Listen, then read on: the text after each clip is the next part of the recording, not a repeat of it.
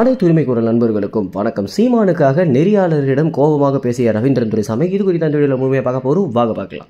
தற்போது ஒரு நேர்காணலில் ரவீந்திரன் துரைசாமி அவர்கள் பார்த்தீங்கன்னா சீமானுக்கு உண்மையிலேயே விஜய் வாக்களிச்சாரா அப்படின்றத பற்றியும், அதற்கு பிறகு தமிழ் தேசியத்திற்கு உயர்ந்த நட்சத்திரங்கள் மத்தியில் எந்த அளவுக்கு ஆதரவு பெருகியிருக்கு அப்படின்றத பற்றியும் பல விஷயங்களை பகிர்ந்திருந்தார். இந்த ஒரு தருணத்தில் நெறியாளர் பார்த்தீங்கன்னா சீமானுடைய கூட்டணிகள் குறித்தும், அதற்கு பிறகு இவர் தனித்தே நின்று போட்டிடுவாரா அப்படின்னு சீமானை விமர்சிக்கிற வண்ணம் நிறைய கேள்விகளை பார்த்தீங்கன்னா கேட்டுருக்காங்க. இதுக்கு ரொம்பவே கடுப்பான ரவீந்திரன் துரைசாமி என்ன சொல்லியிருந்தாரு அப்படின்னா, ஒரு மனுஷனை விமர்சிச்சுட்டே இருந்தீங்க அப்படின்னா எப்போ தான் புகழ்வீங்க அப்படின்னா, கிட்டத்தட்ட 14 ஆண்டுகளாக ஒரு மனுஷன் தனிச்சு நின்று இருக்காரு அப்படின்றத ஒரு இடங்களில் கூட புகழாம 26ல் ஒரு கூட்டணிக்கு போயிடுவாரா அப்படின்னு விமர்சிக்கிறதுக்கு தயாராகிறீங்க அப்படின்னா, நீங்களாம் என்ன ஊடகங்கள், ஏன் இந்த மாதிரி ஊடகங்கள் சீமான் மேல வன்மத்தை கக்குறீங்க அப்படின்னு ரொம்பவே பார்த்தீங்கன்னா காட்டமாக ரவீந்திரன் துரைசாமி பேசியிருந்தாரு.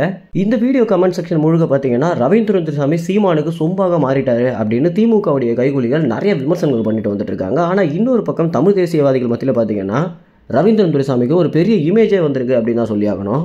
என்னதான் ரவீந்திரன் துரைசாமி நிறைய இடங்கள்ல சீமானை குறித்து நிறைய கடுமையான விமர்சனங்களை முன் வச்சாலுமே ஒரு நடுநிலையான பத்திரிகையாளராக ஒரு இடத்துல கூட பார்த்தீங்கன்னா ஒரு தவற விட்டதே கிடையாது அப்படின்னு தான் சொல்லணும். இந்த இடத்துல கூட எல்லா அரசியல்வாதிகளுமே ரொம்ப சமமாக நடத்துனது மட்டும் இல்லாமல் சீமானை குறித்து கேள்வி வரும்போது மட்டும் நெறியாளர்கள் தங்களுடைய வன்மத்தை கக்கிறதுனால தான் ரவீந்திரன் துரைசாமி பார்த்தீங்கன்னா கோபமாக பேசியிருந்தாரு அப்படின்னு அவருடைய ட்விட்டர் பக்கத்தில் கூட ஒரு போஸ்ட் வெளியிட்டிருந்தாரு.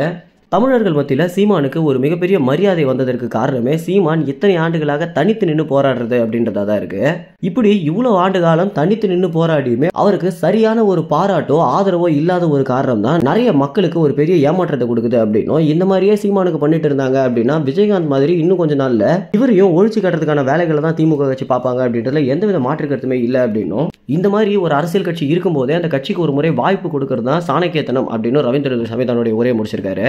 மேலும் ரவீந்திரன் துரைசாமி சொல்லியிருப்பதை குறித்து என்ன நினைக்கிறீங்க அப்படின்ற உங்கள் கருத்தில் கமெண்ட்ஸில் தெரிவிங்க. நன்றி, வணக்கம்.